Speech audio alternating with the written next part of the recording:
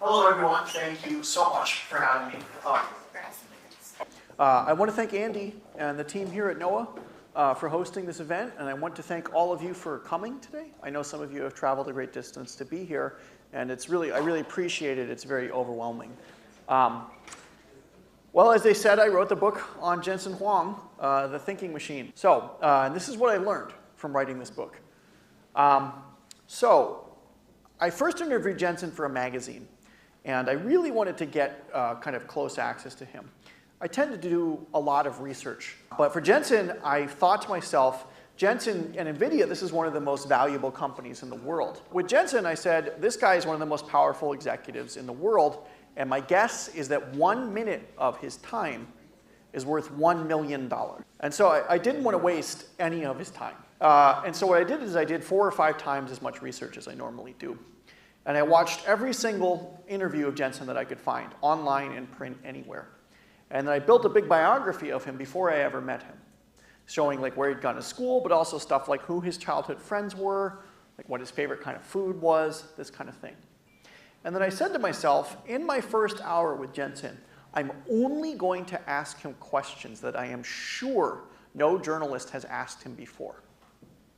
And in fact, I found this old interview from maybe like 2009 where Jensen mentioned in passing that he had almost died in a car accident once.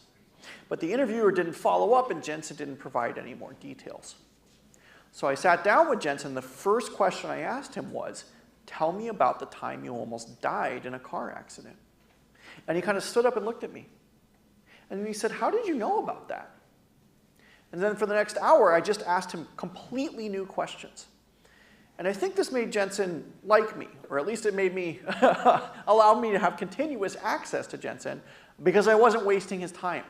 I wasn't asking him questions I could get elsewhere. I was answering questions that no journalist had ever asked him and that only he could answer. Over time, he opened up all of NVIDIA to me, and I was able to interview all of his executive staff, all of the top people at NVIDIA, many of the top computer programmers in the world, many of the top AI thinkers in the world. I also reached out to a great number of names in AI. So I talked to Jeffrey Hinton. I talked to Ilya Sutskever, who built the first ChatGPT. I talked to many pioneering AI scientists. I also talked to many low-level employees at NVIDIA, like way down the chain, just because like, what's it like to work at this company? You know? And I actually called a bunch of people who had left the company, former employees, because I didn't just want to get NVIDIA's story. I wanted to see, you know, the real story. I talked with competitors. I talked with people who didn't like Jensen very much. I talked to people from AMD. And I was really able to build kind of the full picture. And this is what's in the book. I'm going to use this talk to answer the 2 most common questions I get about NVIDIA, which is, the first one is, how did NVIDIA become the most valuable company in the world? And the second question is, how can I personally be more like Jensen? Or how can my kids be more like Jensen? Like, what can I learn from this person's success? NVIDIA succeeded and is the most valuable company in the world because of the unexpected harmony between 2 failed technologies.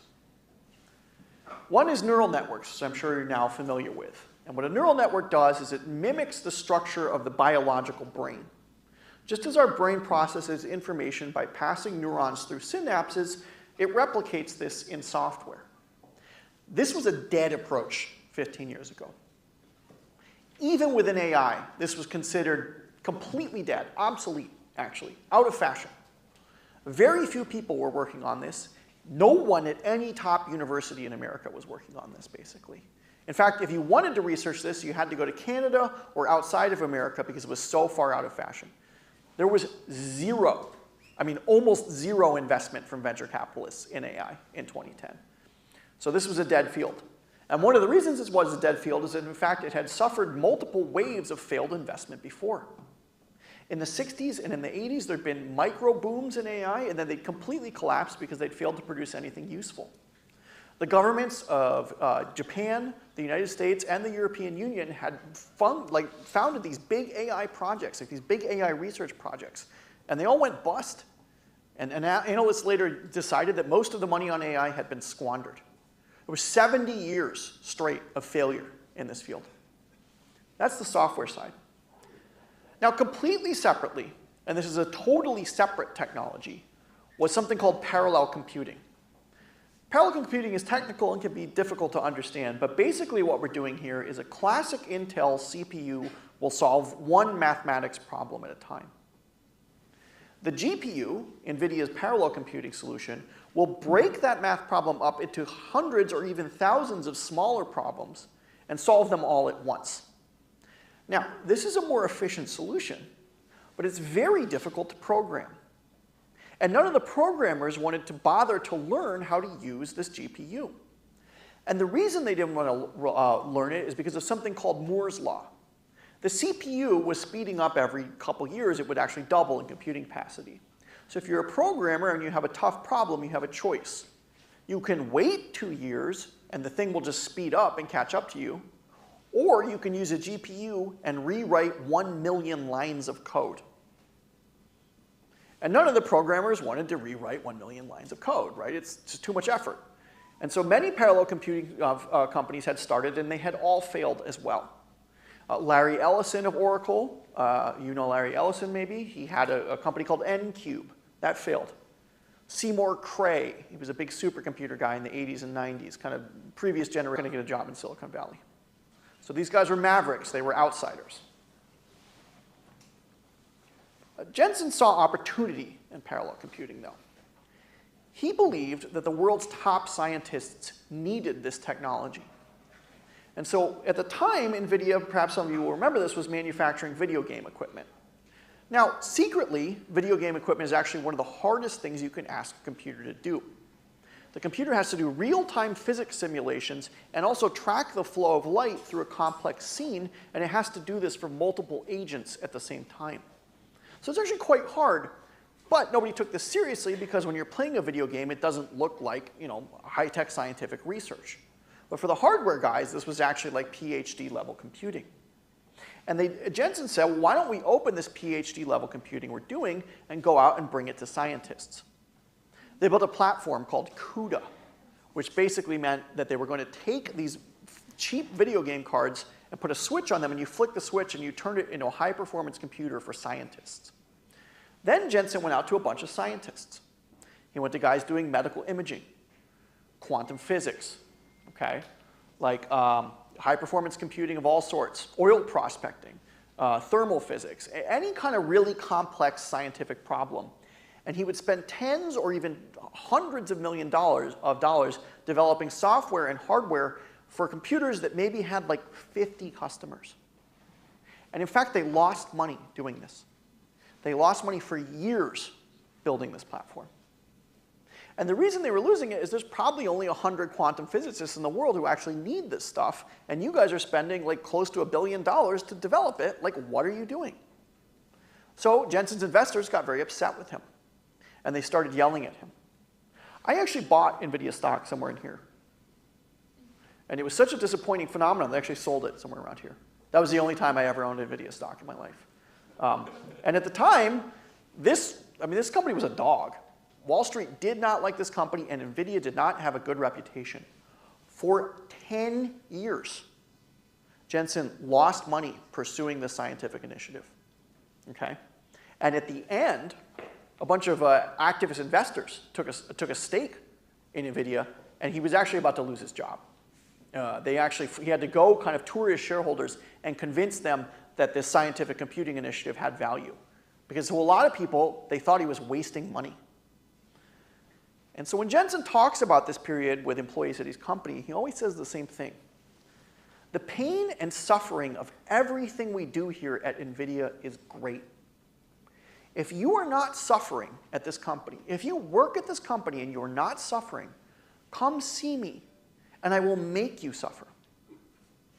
And the reason what he's saying, he's not a sadist, well maybe he is, but what he's saying is he wants people to work on the hardest problems, the hardest challenges. Everything NVIDIA does, all the profits, all the money, it's all downstream of solving the world's hardest technical computing challenges.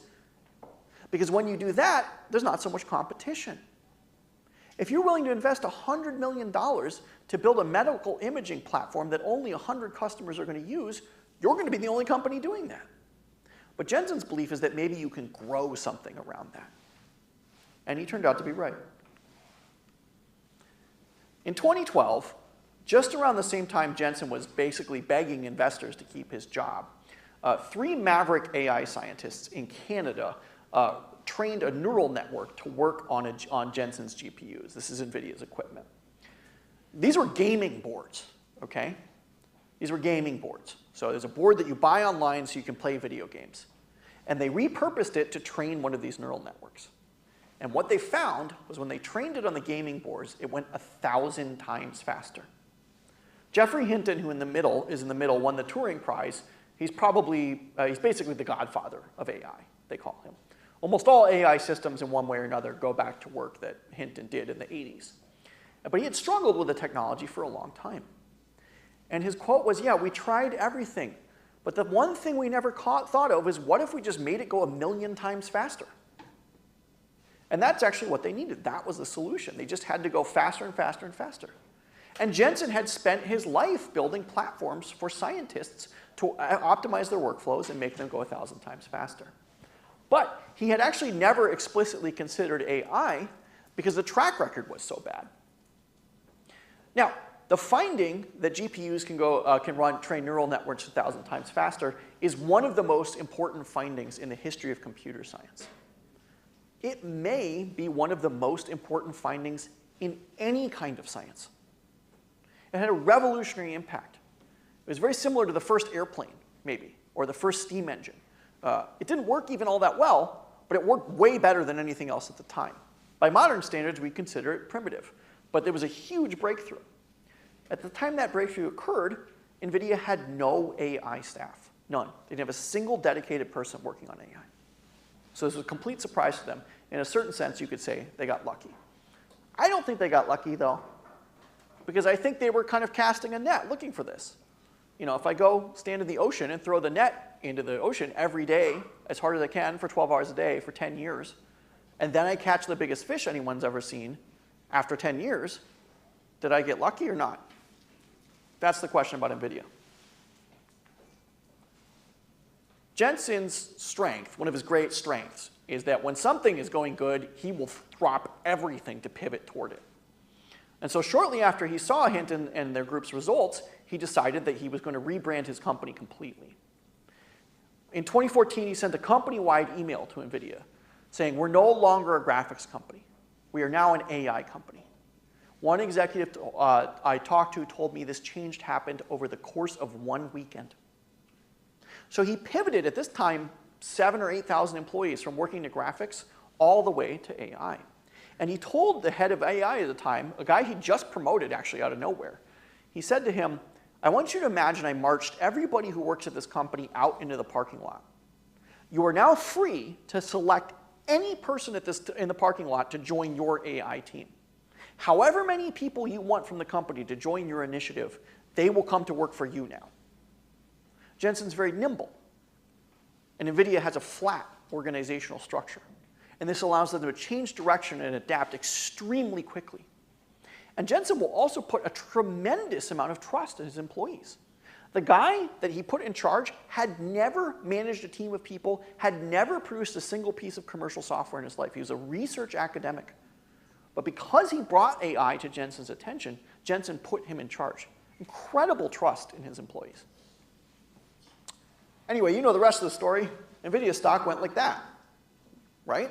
That's why we're all here now. In fact, NVIDIA became the most valuable company on the planet. And what they did was they grew AI. They basically made AI happen. And they're at the center of all of it today.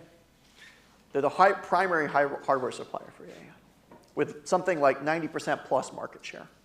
Oh, and also around this time, Jensen started wearing a leather jacket. So before this, Jensen dressed like me. I bought this suit at Uniqlo. And it's probably more expensive than the suits that Jensen used to wear. He was not a very good dresser at all. And basically what happened was his daughter got a job at Louis Vuitton, and she kind of forced her dad to do a makeover. So his wife and daughter made him over. Now, you know, Steve Jobs would wear those iconic turtlenecks, and he was an artist. He had a vision for how he was going to dress. Jensen, not so much. Jensen's an engineer. So he's going to A/B test his wardrobe. He's going to constantly try on new pieces of clothing, see if they fit his current look, and then see if that works or not. And slowly he's going to kind of find his ideal look. But it actually took 4 or 5 years of testing before he really nailed this look. And I've gone and watched all of his old YouTube videos. He starts to dress well maybe around here, and then he starts to wear leather maybe around here, and then in 2014 when he introduces AI, he comes out in kind of a signature outfit. So just as with his products, he sort of thinks about his wardrobe and his clothing like an engineer. So what can we learn from Jensen? And what can we learn from NVIDIA's experience? One thing Jensen talks about constantly is a phrase that he calls the $0 billion market. And it's very counterintuitive. You pursue small rather than big customers. You earn small profits or no profits rather than big profits. And what you hope will happen is that you're giving your customers tools to grow. Because when you do that, there's less competition. If you can grow a platform around what you're building, then suddenly you will be the only provider. This is exactly what happened in AI. But it's very hard to do this because it makes your shareholders angry. You're not making money in a visible way. They're yelling at you, right? It makes even your customers get angry. Why are you charging me for these products? The second thing Jensen does very well is he ships products very, very quickly. They have a very fast feedback cycle at NVIDIA, much faster than your average hardware provider. Basically, it's like the fashion business for them. They have a spring line, and they have a fall line. Okay? Every year, every 6 months, they put out 2 GPU models. And this is much faster than all their competitors. The way they do this is a management concept that Jensen calls the speed of light. So the speed of light does not mean just to go fast, right? That's too obvious. What it means is you identify the kind of conceptually how fast something could possibly go, right? It's actually impossible to go the speed of light. That's kind of the whole point. So if I'm standing here in Singapore and I want to be in New York, what's the absolute fastest I could get to New York? If I ran out the door right now, got on a supersonic airplane and flew to New York, what's the absolute physically, humanly possible with an infinite budget I could be standing in Times Square? Maybe like 10 hours, right? Now realistically, if I'm trying to get to New York from here, it'll probably take me about 20 hours. For Jensen, that would mean I was going about 50% the speed of light, right? I can't really get to New York in 10 hours. I mean, physically it might be possible, but there's too many constraints and it would be too expensive. So realistically, maybe I could get there in 20 hours. This is how Jensen thinks about shipping products, right? What's the fastest we could design and deliver this microchip if we had an infinite budget and every single thing we needed to go went right? Realistically, we're going to do maybe 60 to 70% of that, okay? Let me give you a real-world example. This book is not yet out in English. I turned in the manuscript for this book in late November, early December, and my publisher, my Chinese language publisher, Cheers, had it on the stores in shelves in Mandarin in about 20 days. It was unreal how fast they moved. And the way they moved that fast was by following these principles, okay? They broke the book, the translation up into giant tasks. They had it kind of translated in parallel. The translator did a fantastic job, by the way. They had it marketed, distributed, and in stores in like 15 days. It was unreal. My US publisher still hasn't published it. It's going to take them 6 months to do what Cheers did in 20 days, okay? This is the other advantage of the speed of light. Once you identify the fastest something could possibly be done, you don't actually have to worry about the competition so much. Because you know the competition can't possibly go any faster than the speed of light either. It's kind of an unattainable idea. That's sort of the whole point. And it actually causes you, to a certain extent, to relax because you're not constantly looking over your shoulder at what your competitors are doing. You're only looking at this kind of impossible schedule that you're trying to meet. A fourth thing Jensen talks about a lot is first principles. So Jensen does not think like a businessman. He absolutely thinks like an engineer. And he reasons forward from first principles about what computers can do and what they're going to do tomorrow. And this guides every business decision at NVIDIA, okay? Everything NVIDIA does is about building a world-class computer. They will only accept work that involves them building a world-class computer, and they will accept any work to be on the forefront of science, even if it costs them money. Weather forecasting, high-energy physics, These are not fields that reward NVIDIA with a lot of money. But they do ask NVIDIA to constantly stay abreast of the world's most demanding technical challenges. And Jensen will lose money to do that because he's operating from first principles. If I'm always building the world's best computer, then someday other customers will show up to buy this stuff. That's his thinking. That's the secret of NVIDIA, actually. That's what makes them so hard to compete against. They will lose tons of money, billions of dollars, just to stay on the cutting edge. And lastly, so the first time well, not the first time, but like one of the times I interviewed Jensen, I interviewed him in his office.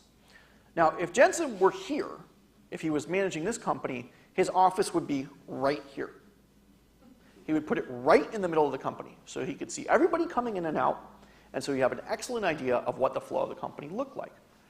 NVIDIA actually started in a guy's townhouse, like a condominium. It started in his home. And Jensen sat in the kitchen.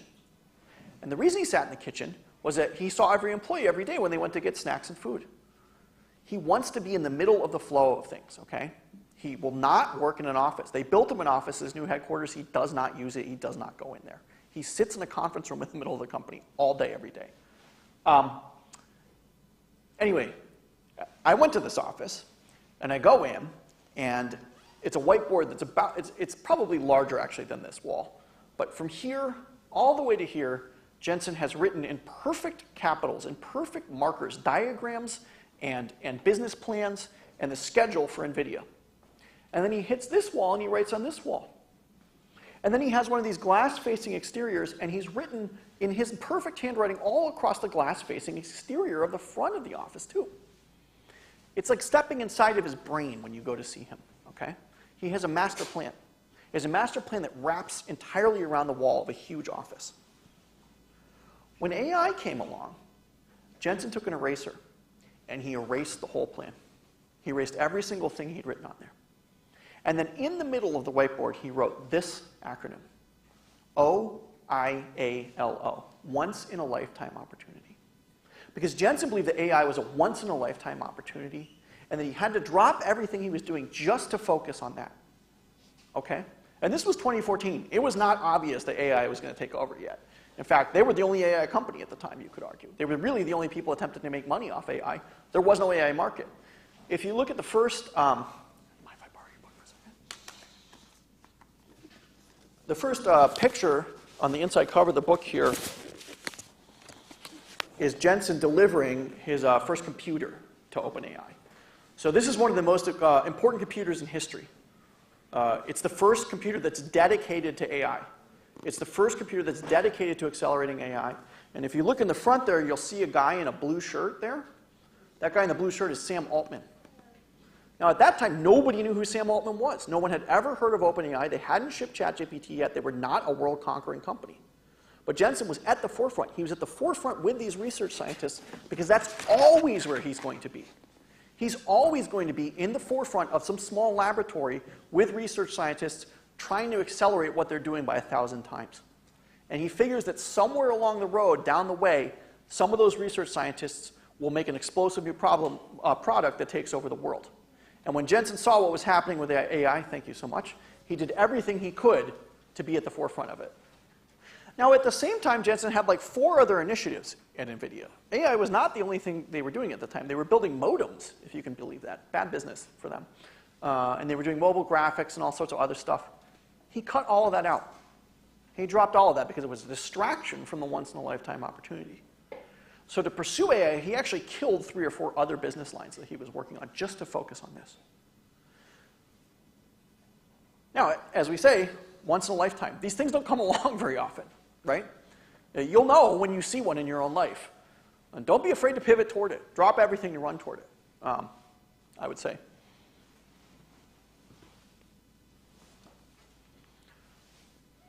I don't want anyone to get discouraged, but I should say that there's certain things that make Jensen very special and very difficult to replicate. Jensen learns at a superhuman rate. He learns so fast. When he was 15 years old, he started playing table tennis. And in a few months, he was a nationally ranked player. He had never played table tennis before. And his coach wrote a letter to a magazine that I found And his coach said, I have never seen anyone learn table tennis so fast. He may be the best table tennis player I've ever seen.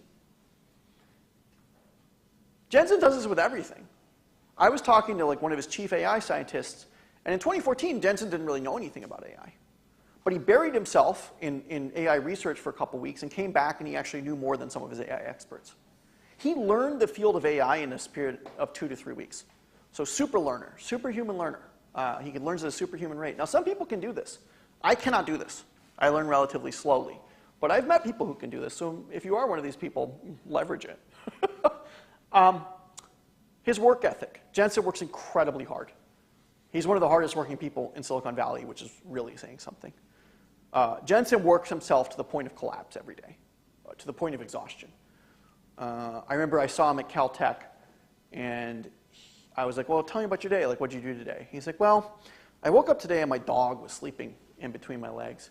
It was like 3:30 in the morning, and I really didn't want to get up. And then I said to myself, well, is there anything that's going to make NVIDIA go bankrupt today? He's like, no, probably not. At this point, by the way, NVIDIA on that day was the single largest valuable company in the world, and Jensen was worth $100 billion. And he said, no, that's probably not going to make anything go bankrupt today. But maybe tomorrow, someone might have an idea that might one day make us go bankrupt. And in this way, he motivated himself to wake up at 4 a.m. and start working on his most important project. One of Jensen's tricks, something he does, is he always works on the most important long-term project he has, right when he wakes up. He always dedicates 2 or 3 hours a day before any of the buzz or emails or craziness of his normal workday starts. He'll take 2 hours of his day to work on what he thinks is the most important long-term project. Jensen has worked in this way, as far as I can tell, 12 hours a day, 6 days a week for over 40 years. So basically no vacation. I worked about that hard to turn in this book in 9 months. And at the end of that, I could not write one more sentence. I felt just completely burned out. I mean, I tried to adopt Jensen's work habit and just was completely destroyed by it, basically. I did get it out on time. I mean, it worked. But it's hard. It's hard for most people to work this hard. And it's a huge sacrifice. He didn't spend a lot of time with his kids. He missed kind of family life for a long time. He did not have a conventional life. He didn't have a very fun life, honestly. People are jealous of Jensen, but if you see him up close, he's always working, right? He always works. He never stops working. So it can be hard to do this. Jensen is lucky. He's gotten very lucky a few times over the course of his career, and he will tell you this himself. NVIDIA almost went bankrupt twice in the first 5 years that they were in business. And it was really roll of the dice. I mean, 50-50 or worse odds. And they got lucky that the products they were working on managed to function because there was no guarantee. They were shipping products with no prototyping stage. They were just shoving stuff out the door, like slapping against the wall, just hoping they could find some kind of market or some kind of audience. I think there are many parallel universes in which NVIDIA fails and does not succeed. Particularly in the video game hardware market in the early days, there were 70 competitors. And Jensen was very, very lucky to emerge from that. And subsequently, he was also very lucky that AI came along. He almost lost his job. I think if Hinton and his group hadn't been there, maybe, or they'd been doing that like maybe 2 or 3 years later, I'm not sure Jensen would still be the CEO of NVIDIA. So he did get lucky. There's no question. Of course, he would tell you, the harder I work, the luckier I get. Lastly, Jensen's destiny. So I spoke with a lot of Jensen's old friends for this book, and the oldest one I found was a kid named Ben Bays. Oh, he was a kid. I mean, Jensen and him were friends when they were 10 years old. And Ben hadn't seen Jensen for 40 years or something. Ben was working as an administrator at a nursing home, and Jensen, was the biggest CEO in the world. I mean, he had $100 billion. And I asked Ben, are you surprised? Are you surprised that Jensen is so successful? And just right away, Ben said, no, not at all. I always thought Jensen was special. And I always believed he was destined for greatness. I wasn't talking about 2 kids who were 10 years old, but this is what he thought about him. Everyone I talked to for Jensen believed he was destined for greatness. When Jensen was in his 20s, he was like picked by the manager of the company he was working at to be the next CEO, basically. He was groomed to be the next CEO. By the time he was 28 years old, he was running a division with 250 people under him. 28. Almost all of his employees were older than him. In fact, it caused a lot of friction in the company. And then when he did a startup, all of the early VCs I talked to were like, yeah, we thought the market for video game hardware was not very good, actually. We didn't really think that that was a very good market. But this guy was just a world-class computer scientist, and we were so impressed by the founder that we felt we just had to give him money. So they were gambling on him. So he is a special person in a lot of ways.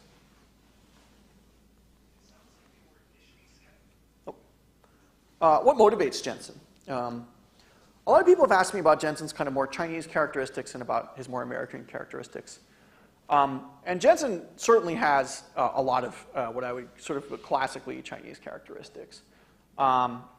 He's very humble. Most Silicon Valley tech executives are complete egomaniacs, right? Like Elon Musk and Jeff Bezos. Jensen is not. He actually operates from a completely different place. He operates from a place of shame. He's completely afraid of NVIDIA failing. And this motivates almost everything that he does. He just plays out scenarios where NVIDIA fails all day. And this motivates him to work so hard.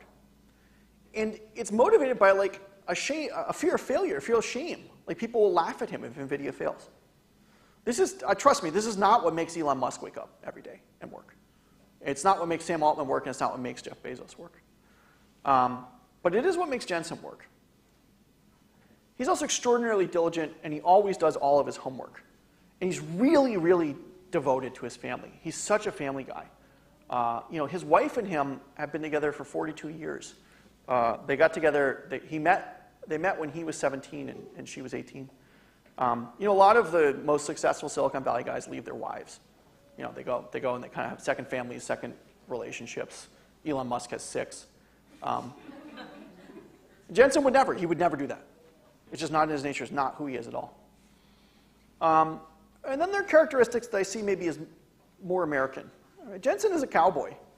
I mean, he is absolutely unafraid to break all the rules of his industry, what he's supposed to be doing. He's a world-class engineer, but he will buck all conventional wisdom, both in business and in computer science.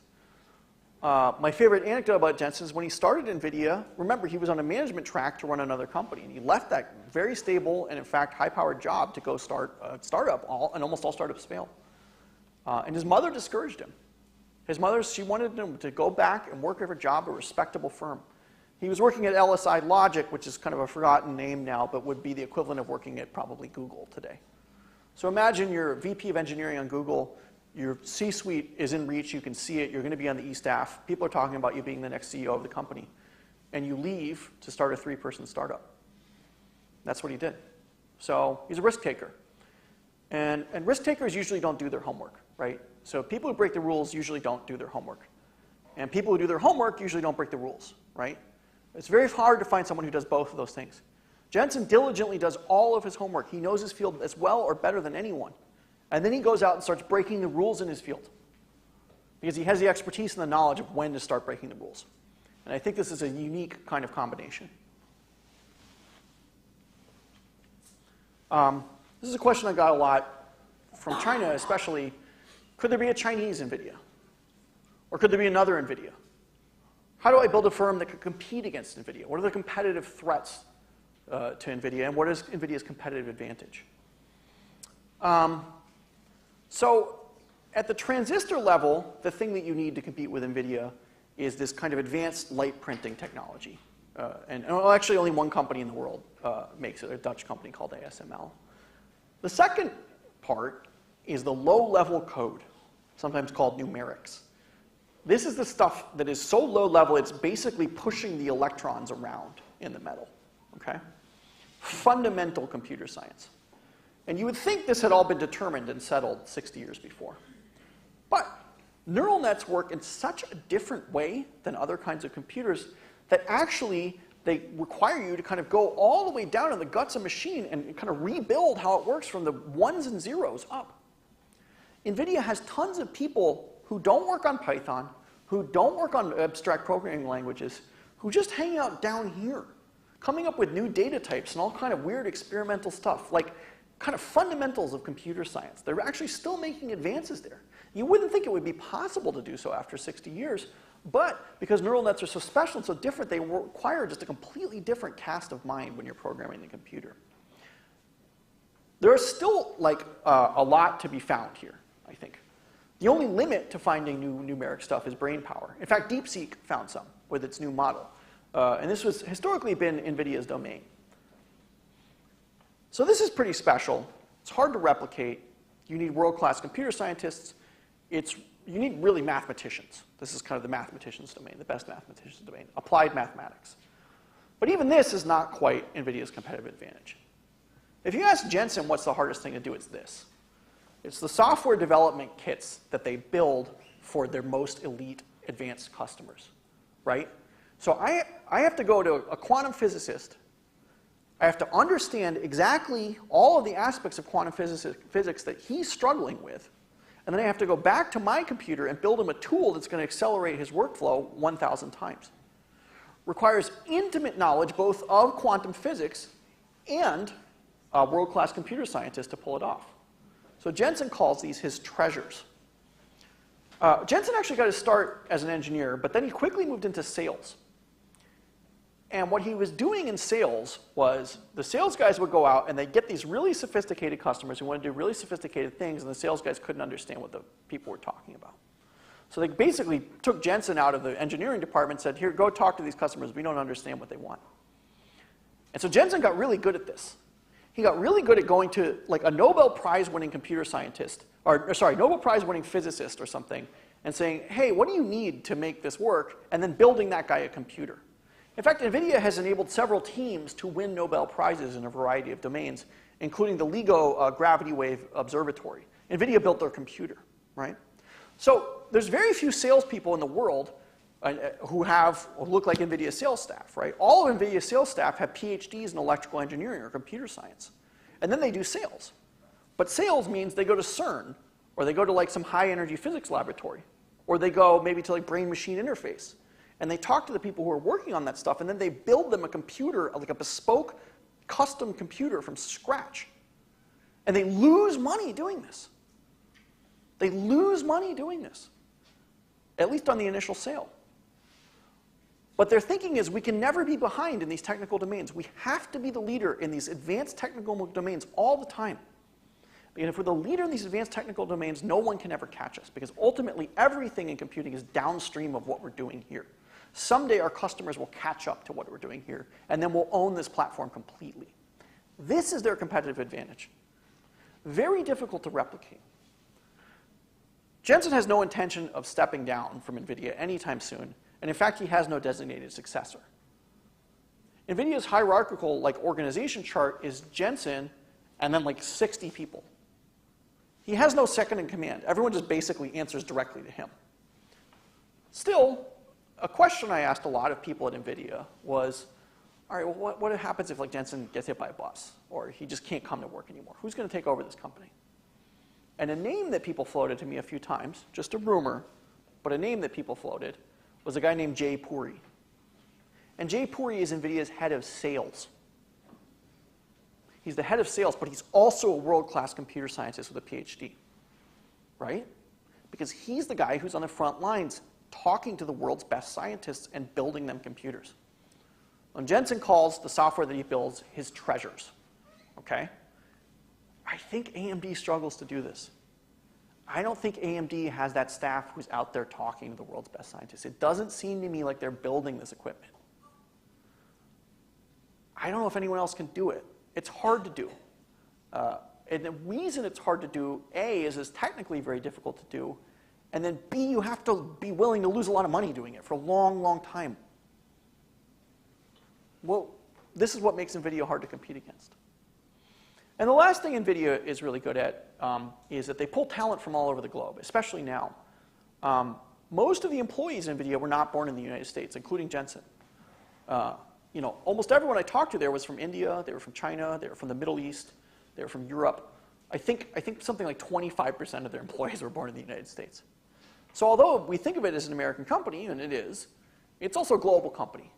And it kind of does the thing that I think other countries sometimes struggle to replicate to do, which is just pull together this kind of Medici effect of the best computer scientists from all over the world, from all over the planet, from every continent, and get them to work together on difficult technical problems in the same place. 60% of NVIDIA's workforce is classified as working as R&D, research and development. Essentially, it's a giant scientific laboratory. That's not obvious from the outside. And even in the gaming days, it was basically a giant scientific laboratory. That's not obvious from the outside, and that's what makes them so hard to compete against.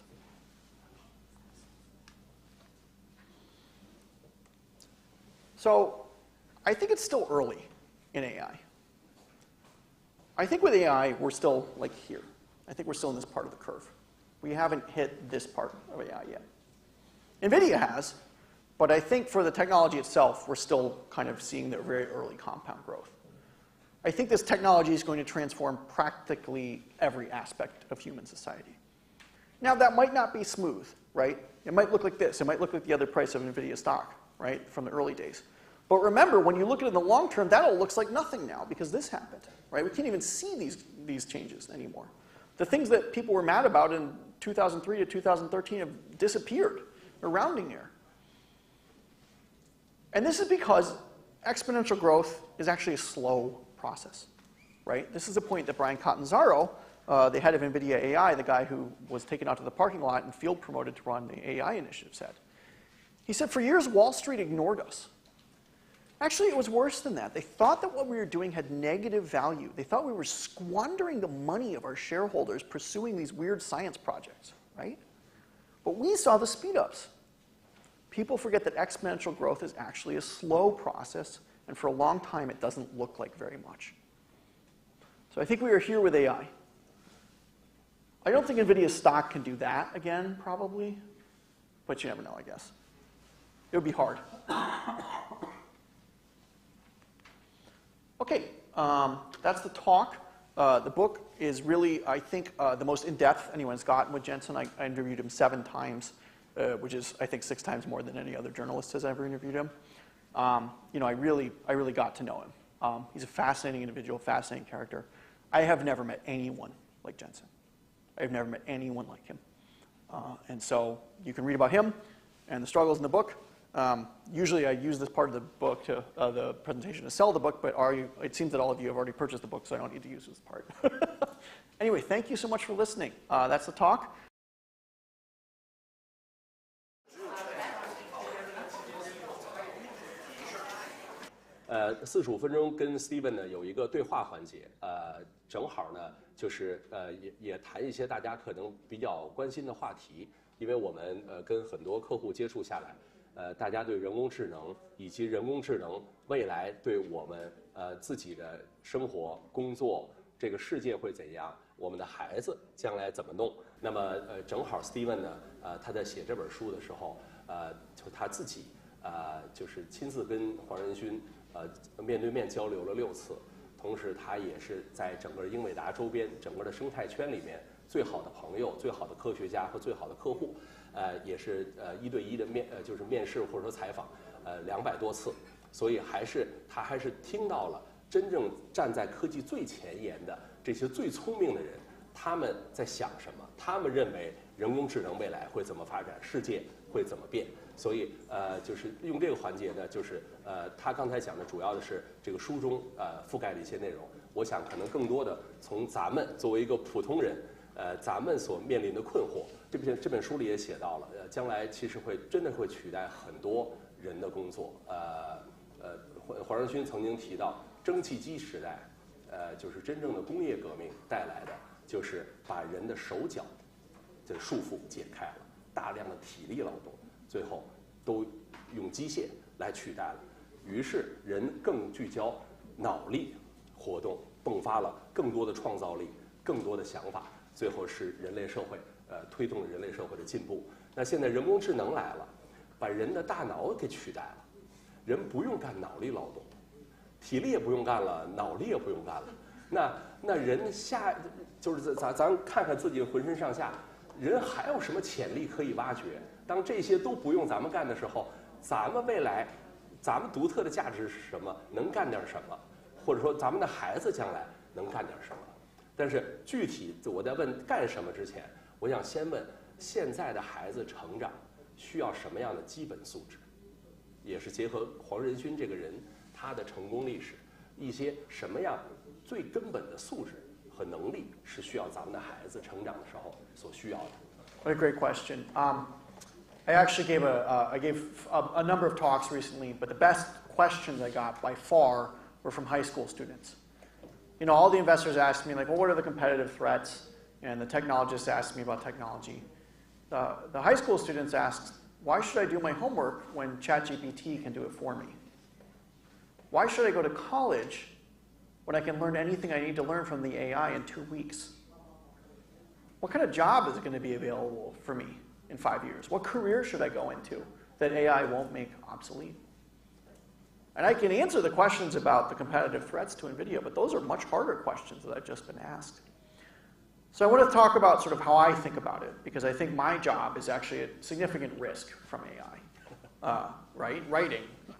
AI can write quite well, and much faster than I can.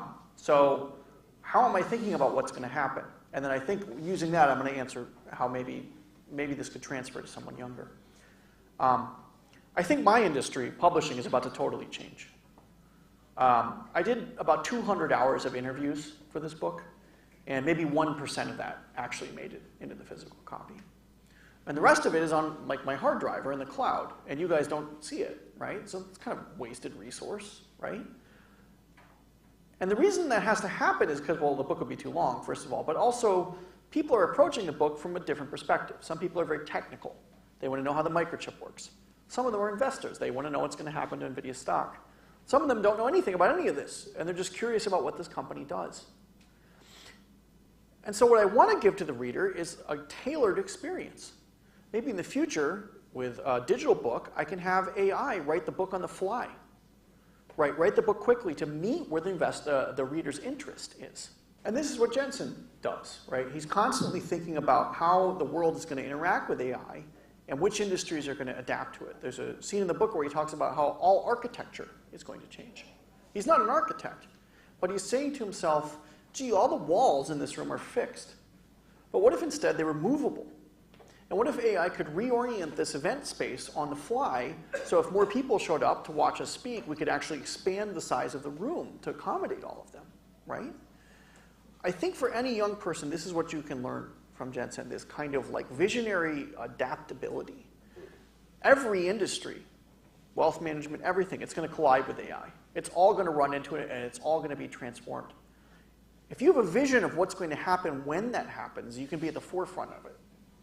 You can't ignore it. You have to have a theory about what's going to happen in your industry. And I think for a young person, actually, this kind of creative, imaginative thinking comes easier. It's harder for me. My brain is decaying. You know, if you're young, it's still, you know, you can really think about this stuff in a creative way and really be at the forefront of your industry. It's actually helpful to be earlier. It's helpful to be young, I think. So in some ways, they have an advantage. And Jensen is very good at what we might call these kind of thought experiments. He's very good at taking the technology in front of him, reasoning about what it's going to do next, and then reasoning the next step down the chain about how it's going to affect every industry around. Yeah, so some of the other qualities are both passion, like an absolute love of his work. You know, I think Jensen, if we put him in charge of like a shoe company, I think he would do okay, like an orange juice company, I think he would do okay. But he would probably make the company profitable and then leave. But he's obsessed with computers. He's absolutely passionate about his product, right? He is obsessed with this and has been obsessed with this as far as I can tell for his entire life. And this is one of the things that spurs him to work so hard, I think, is that he just is so afraid that he might not be at the forefront of computing. I think that he would find that intolerable. He would actually feel like it would be really difficult for him if he wasn't working on a world-class computing technology. He has to be right at the front. And so I think this is something that very much motivates him. And you know, as a journalist, I totally get this, right?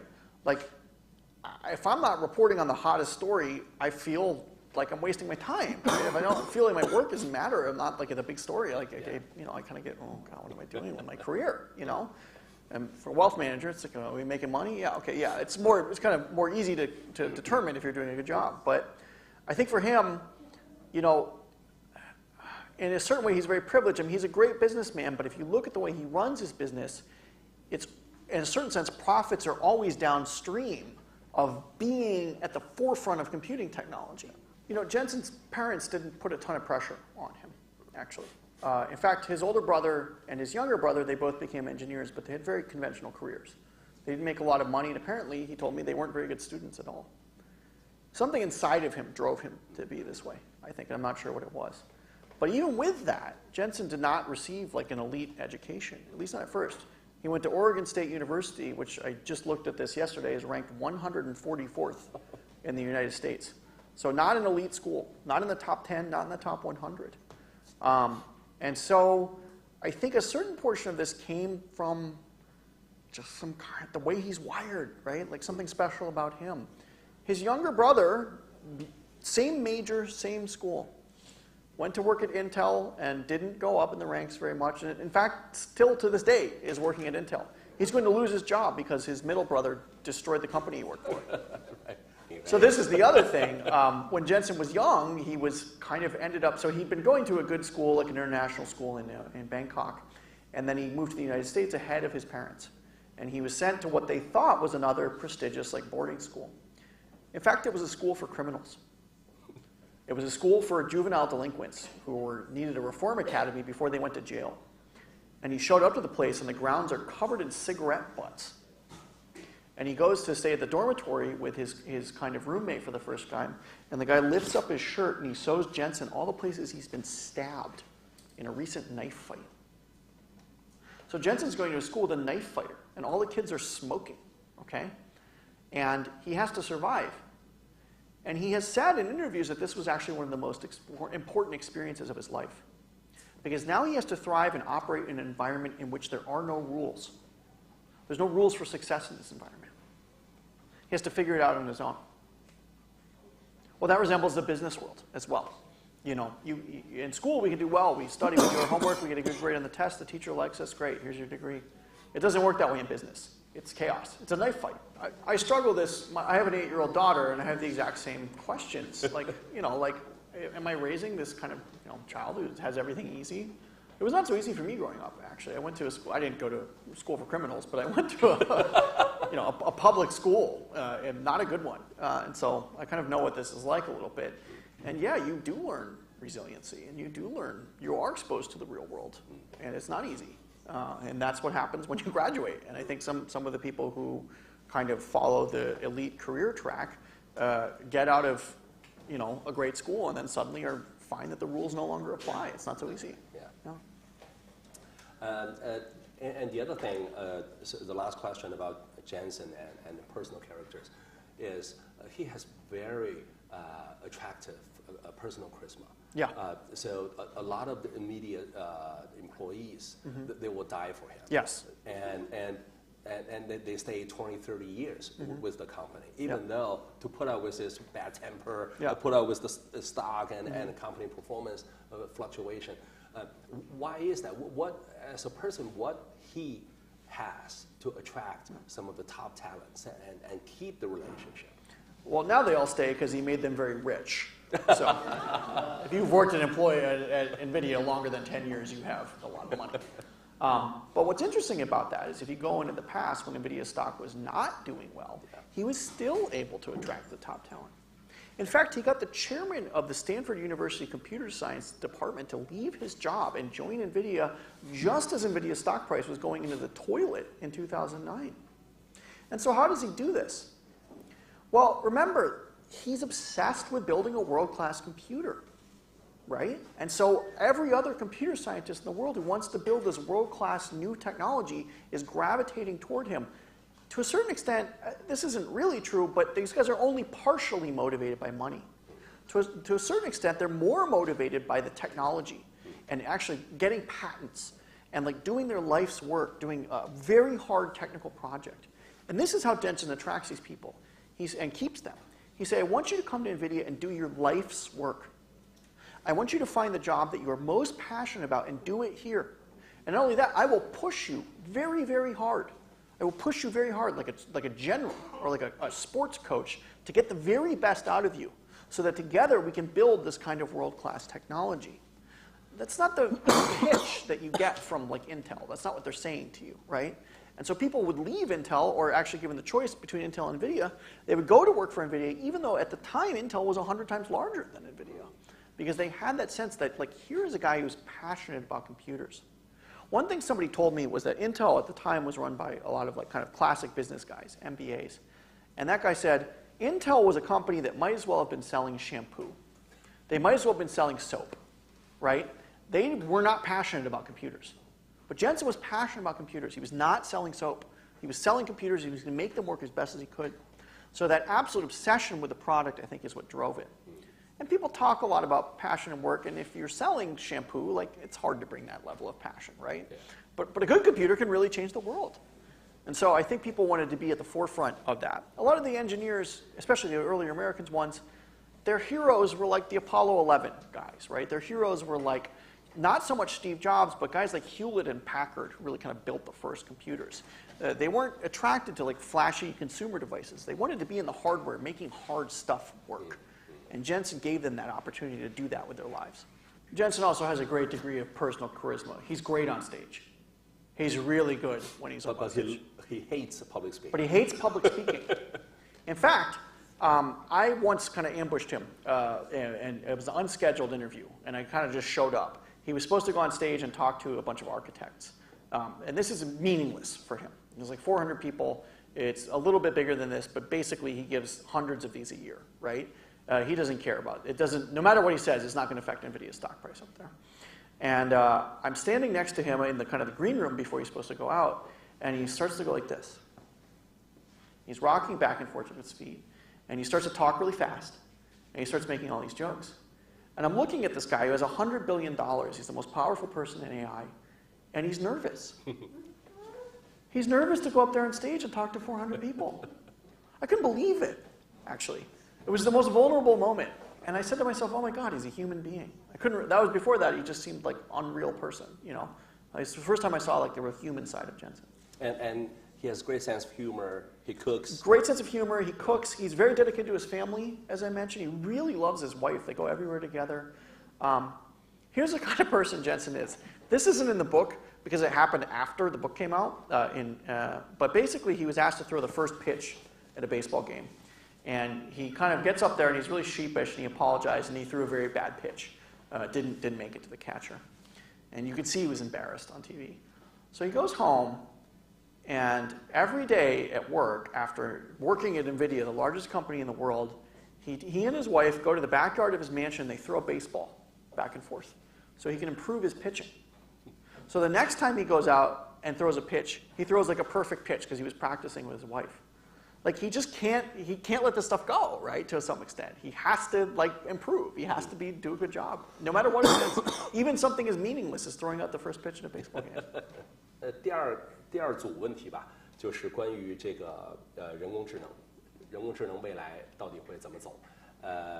因为 Steven 就是真的就是很多的最前沿的科学家，然后客户包括数学家，他都面试了很多，在这书里也曾经提到。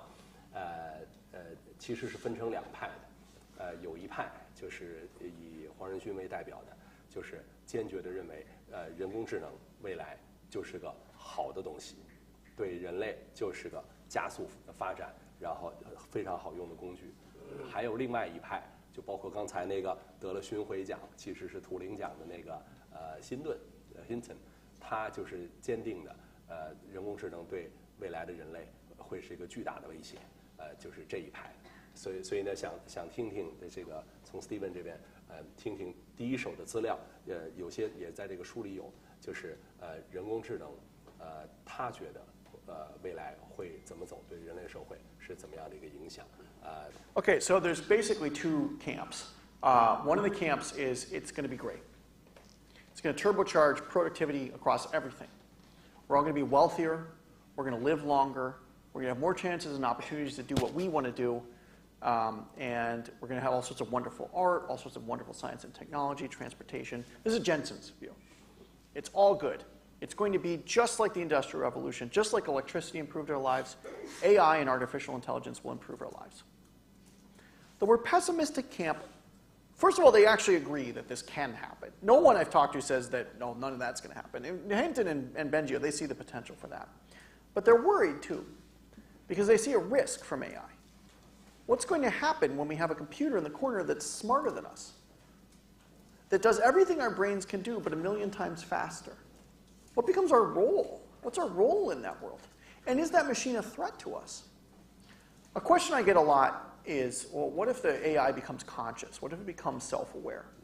But I think this is a somewhat misleading question because things that are conscious are not necessarily a threat to us. The threat to us is, what if it develops a survival instinct, right? The biggest threat to humanity right now, outside of computers, is probably a virus. Well, the virus isn't conscious, but it has a desire to replicate, right? It's a survival instinct. It's going to keep kind of spamming versions of itself everywhere. And I think this is what Bengio and Hinton are really worried about with the AI.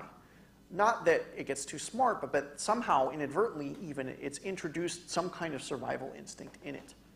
And if that happens, it could perceive humanity as a threat. They're very, very worried about that. Now, the second thing that's going to happen, and probably will happen, and even Jensen thinks this will happen, is that AI is going to get so smart that it can itself act as an AI researcher. So it can do the job of what AI researchers like Hinton and Jensen do now. That's not going to happen tomorrow, but it could happen within 5 to 10 years. So then what happens is AI starts to turbocharge itself. So you hit this kind of exponential part of the curve, and intelligence goes from being kind of like this to like this. What does that system look like to us? Well, probably we won't understand it, right? Like if I watch two computers playing chess, I don't understand why they're making the moves they're making. I know they're right, I can see that they're right, but I have no idea what the computer is actually doing. I think this will start to happen in a great number of domains. I think in science, I think in art, I think in like planning and logistics. The computer will make recommendations that do not make sense to the human. And in fact, initially humans will resist following these explanations. They won't want to follow these suggestions. But some people will follow the suggestions and they will excel and beat the people who aren't following them. And so in the end, we'll all be forced to follow the suggestions of the AI. Just as today, like a grandmaster at chess must interact with the AI and learn moves that don't apparently make sense and slowly develop a way to think like an AI, I think across a great number of domains, where the portfolio management, wealth management, my job, writing, I think we'll all sort of have to see what the AI does, not initially understand it, but know that we have to follow what it's doing to get us there. I think that world will be bewildering to humans. I think it will be hard in some ways. And this is another kind of more pessimistic case. So, and the second mini question in category 2 about AI is, so talking about our house view, Noah's house view of the market. So OpenAI 2016, and you know, the trillions of dollars are invested in data center, in chips, in supercomputers, and so now the next 5 years is a critical time for AI to prove itself. Yes. So trillions of dollars have piled into this great vision. AI is going to transform everything. But is that really going to happen? So what's your observation looking around the early pioneers, you know, early application across different industries? What's your observation? Yeah, I mean, you know, we're still sort of waiting for this AI that everyone has to use every day in their life. That has not yet arrived. You can still live without using AI, right? And you can't do it with a smartphone. It's very hard to live without a smartphone. It's very hard to live without like electricity. It's still possible to lead a totally normal life without ever interacting with these systems at all. And so what we have to see start to happen in the next 3 or 4 years to justify the scale of investment is that more and more we have to use AI. And when you start to see that happening, then you'll know that those bets have paid off.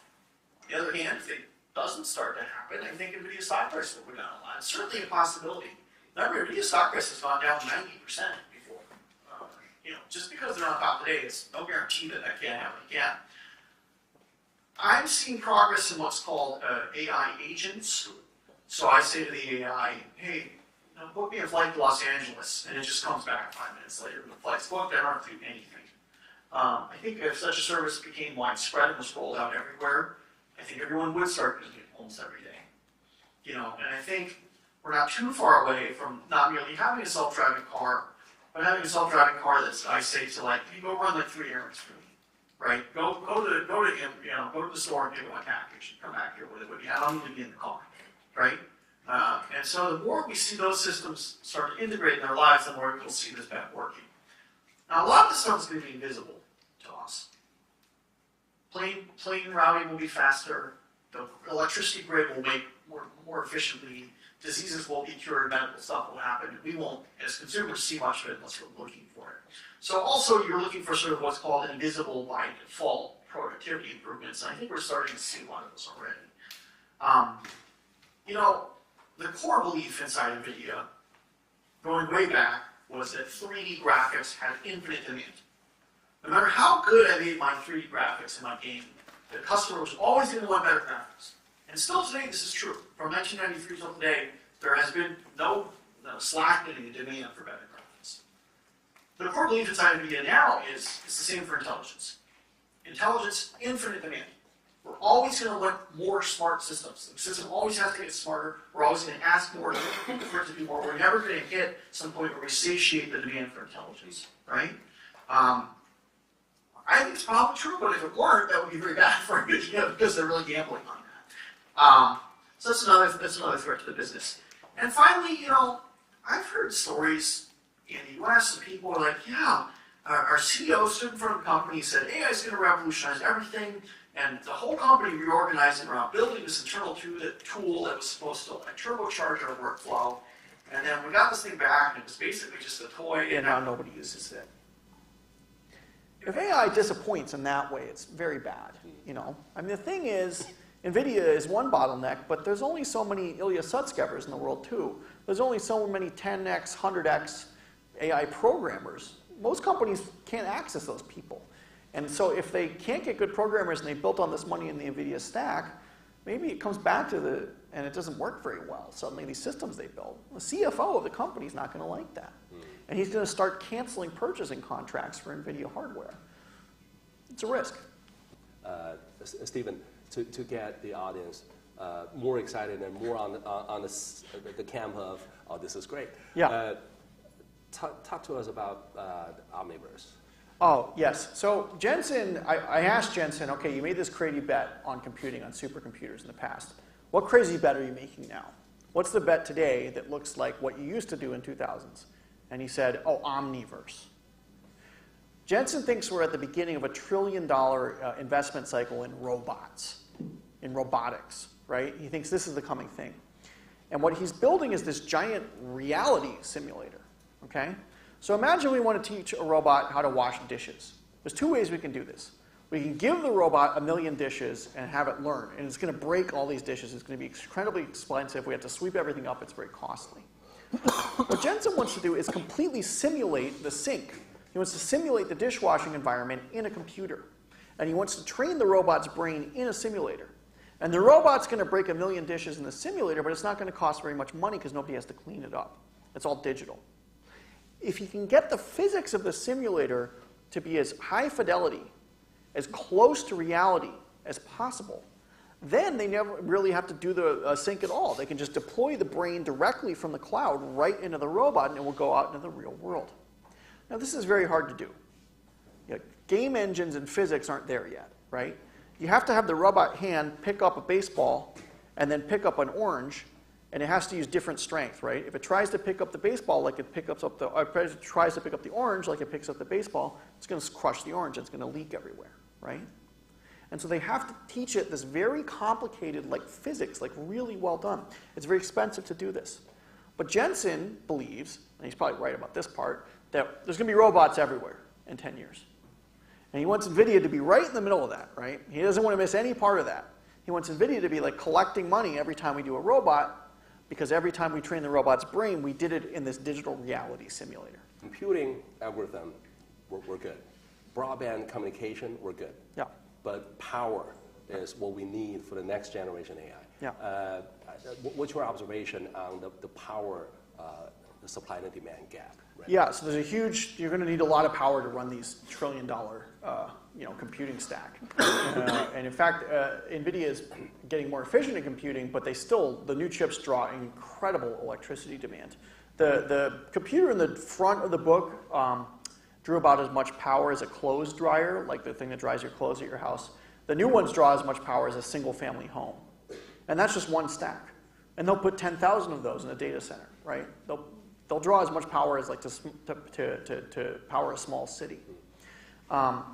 So this seems to portend a big infrastructure investment play where we buy a bunch of nuclear, or build a bunch of nuclear power plants. That seems to be where it's going. Now that's a little tricky because nuclear power plants don't have a great track record in terms of like coming in on time or being cost effective. There's a lot of promises from the nuclear industry that I've heard that things are going to be different now, but I don't think anyone's actually made that happen. So if you're facing this giant bottleneck in demand, what's going to happen? Well, it seems one thing that's going to happen is they're actually going to go back to all the coal plants and stuff that they mothballed and turn them back on. It's actually already happening in the United States. They mothballed those plants, but they didn't hit a wrecking ball to them. So they can turn them back on. It's bad for carbon, it's bad for global warming, but the demand is so high that I think probably that's going to be the short-term solution. You know, in the longer term, I think, I'm pro-nuclear. I think it's a good solution. I think they can make it work, but if you just listen to the people selling nuclear power plants, it sounds like they're selling like a toaster. And it's not. It's very hard to build these things. It's very hard to figure out where to put them. People don't like to live near them. I don't blame them. I don't want to live next to one. You know, so it's a real challenge, I think. And I don't think NVIDIA has an answer there. 我们俩对话就这样。